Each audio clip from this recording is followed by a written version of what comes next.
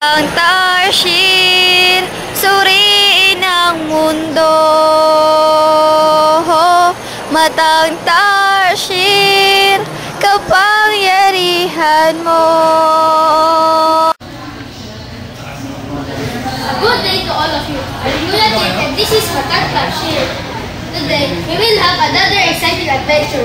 We will talk about the history of stenography. What is stenography?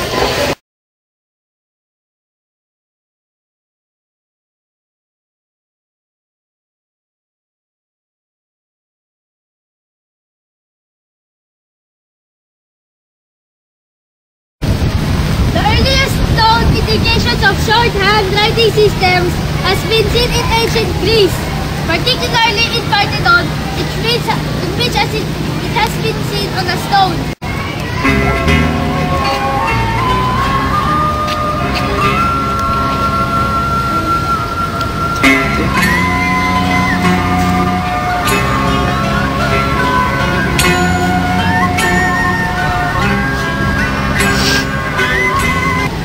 From 6th century BC was found on a marble slab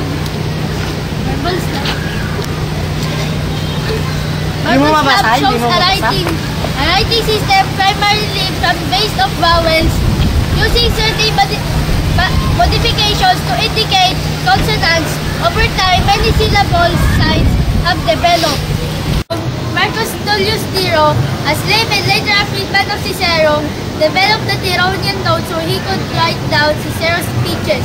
The Tironian notes consisted of the Latin word stem abbreviations and of word-ending abbreviations. The original Tironian signs were introduced so that their number might increase to as many as 13,000. An interesting shorthand or short writing developed during the end of the 16th century in England.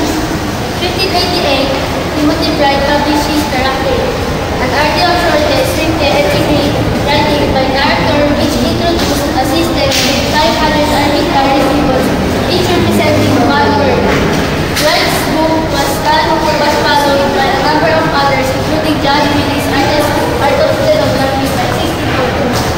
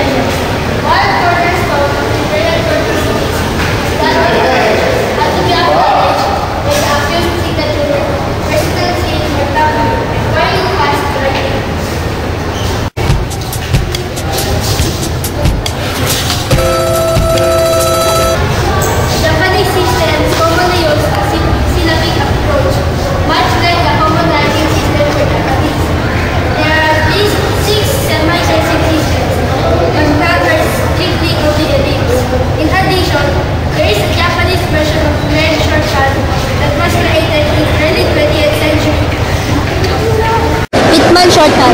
Taylor system was superseded by the Pitman shorthand, first introduced in 1837 by Sir Isaac Pitman, MP, and improved many times since. Pitman system has been used all over the English-speech group and has been adapted to many other languages, including Latin. Pitman's use of phonemic orthography, for this reason, sometimes known as phonography, meaning sound writing in Greek. One of the reasons this system allows fast transcription that vowel sounds are optional when only consonants are needed to determine a word. The availability of a full range of vowel symbols, however, make possible to print accuracy stroke. Gregg shorthand. Pitman shorthand is still in widespread use, but in the USA and in some parts of the world, it has been largely superseded by the Gregg shorthand, which was first published in 1888 by John Robert Gregg. This system was influenced by the handwriting Rebelsberger had introduced. Gregg shorthand, like Pitman's, is phonetic, but has the simplicity of being word-large, while Pitman's system used thick and thin strokes to distinguish the related sounds. Gregg's uses only thin strokes and makes some of the same distinctions by the length of the stroke. I hope you learned a lot from this episode. See you next time. This is Kuya Team at your service, and this is Matang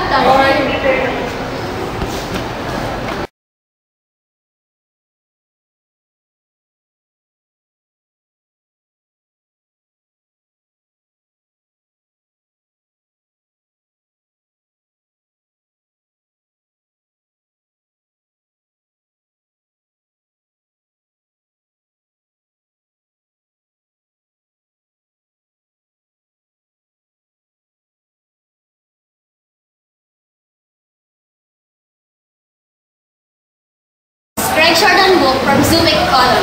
You can buy this for only 99.9 degrees Celsius. Sorry for my mistake. You can buy this for 10 pesos, 95 and 95.5 pesos. No exchange. Exact money only. No change, no surrender. You can buy this in all Ace Hardware nationwide. So join now! Gregg shorthand na! Gregg shorthand na! Bili na! Bili na!